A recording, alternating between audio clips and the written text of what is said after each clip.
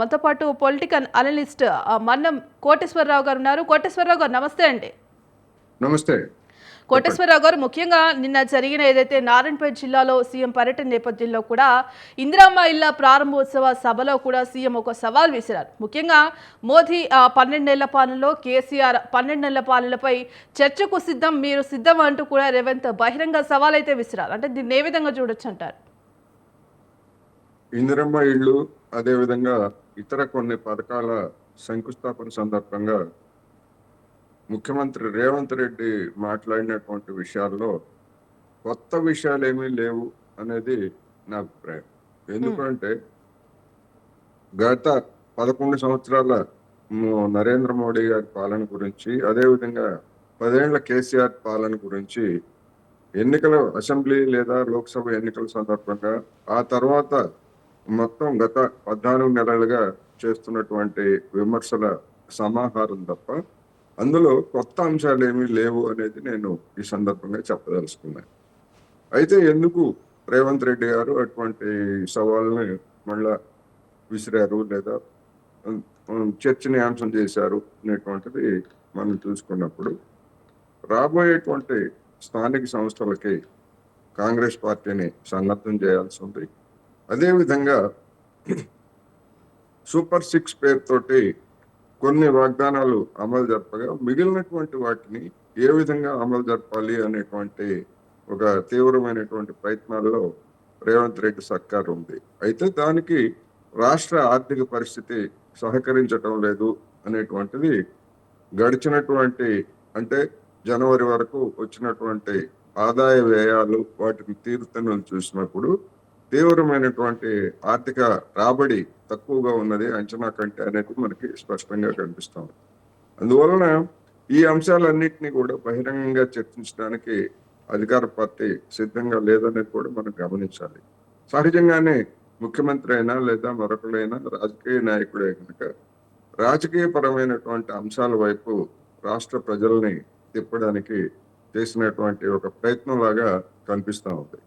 అదేవిధంగా ఆయన ప్రస్తావించినటువంటి ప్రధానమైనటువంటి అంశాల్లో కృష్ణా జలాలకు సంబంధించి గడిచినటువంటి 10 సంవత్సరాల్లో ఏం చేశారు అనేటువంటిది ఒక ముఖ్యమైనటువంటి అంశం. రేవంత్ రెడ్డి గారు చెప్పినటువంటి దానిలో సత్యం లేకపోలేదు. ఎందుకు అంటే కేసీఆర్ ప్రభుత్వము కాళేశ్వరం పేరుతోటి పెద్ద ఎత్తున హడావుడి చేసి దాన్ని స్పెషల్ పర్పస్ వెహికల్ పేరుతోటి ఒక కార్పొరేషన్ ఏర్పాటు చేసి దాని నిర్మాణానికి అవసరమైనటువంటి నిధులన్నీ సేకరించి చేసినటువంటి కేంద్రీకరణ కృష్ణానది మీద ఉన్నటువంటి వివిధ ప్రాజెక్టుల మీద శ్రద్ధ పెట్టలేదన్నది వాస్తవం. అందుకనే వాస్తవానికి 299 టీఎంసీలు అది తాత్కాలిక కేటాయింపు అయినప్పటికీ ఆ మేరకు కూడా నీటిని వాడుకోలేనటువంటి దురవస్థ 10 సంవత్సరాల రాష్ట్ర విభజన తర్వాత ఇవాళ ఉన్నది. అందుకనే ఆ అంశాన్ని ప్రముఖంగా రేవంత్ రెడ్డి గారు లేదా కాంగ్రెస్ ఆ అంశాన్ని జనం ముందుకి తీసుకొస్తా ఉంది. ఎందుకు అంటే బీఆర్ఎస్ పార్టీ నీళ్లు, నిధులు, నియామకాలు అనేటువంటి 3 అంశాల ప్రాతిపదికన ప్రత్యేక రాష్ట్రాన్ని కోరినటువంటిది, లేదా దానికి జరిగినటువంటి ఆందోళనకి నాయకత్వం ఇచ్చినటువంటి తెలిసిందే. వాటిల్లో నీళ్ల విషయంలో ఇప్పటి వరకు సాధించింది ఏమీ లేకపోగా ప్రాజెక్టులను నిర్లక్ష్యం చేసి కేటాయించినటువంటి నీళ్లను కూడా వినియోగించుకోలేనటువంటి దుస్థితిలోకి రాష్ట్రాన్ని నెట్టింది అన్నది రేవంత్ రెడ్డి గారి ఉపన్యాస సారాంశం అని చెప్పుకోవాలి. ఎస్ కోటేశ్వరరావు గారు, ముఖ్యంగా తెలంగాణ రాష్ట్రం తెచ్చుకుంది 3 అంశాలపై: నీళ్లు, నిధులు, నియామకాలు. మరి ఈ నీళ్లు విషయానికి వస్తే కేసీఆర్ గత 10 ఏళ్ల పాలనలో కేసీఆర్ వల్లే 10 ఏళ్లలో పాలమును రంగారెడ్డిని పూర్తి చేయకపోవడం వల్లనే ఈరోజు ఈ పరిస్థితి దాపరించిందంటూ కూడా నిన్న సీఎం రేవంత్ రెడ్డి సభలో ప్రసంగించడం జరిగింది. అంటే ఇది వాస్తవం అంటారా? నిజమే. ఎందుకు అంటే ఆ ప్రాజెక్టులు, ఆ ఎత్తిపోతల పథకాలు, ఆ రిజర్వాయర్లు అవన్నీ కనుక పూర్తయి ఉంటే నీళ్లు అందుబాటులో ఉన్నటువంటి సమయంలో, లేదా నీళ్లు అందుబాటులో ఉండి రాష్ట్రానికి న్యాయంగా రావాల్సినటువంటి వాటా మేరకు వాటన్నిటినీ కూడా తీసుకొని రిజర్వాయర్లలో నిల్వ చేసుకుని ఉండేవాళ్ళు.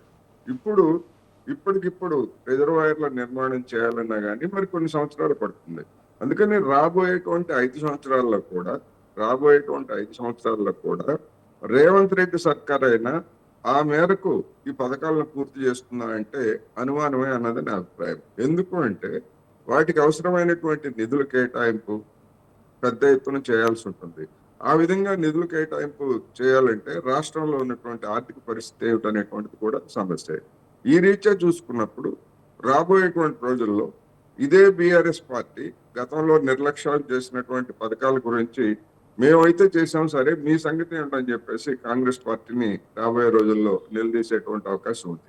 299 టీఎంసీలు మన తెలంగాణకి నికర జలాలలో వాటా ఉంటే 199 లేదా 200కి మించి వినియోగించుకోలేనటువంటి స్థితి ఉందని చెప్పేసి రాష్ట్ర మంత్రి ఉత్తమ్ కుమార్ రెడ్డి గారు హరీష్ రావు విమర్శల మీద సమాధానం చెప్పినటువంటిది తెలిసిందే.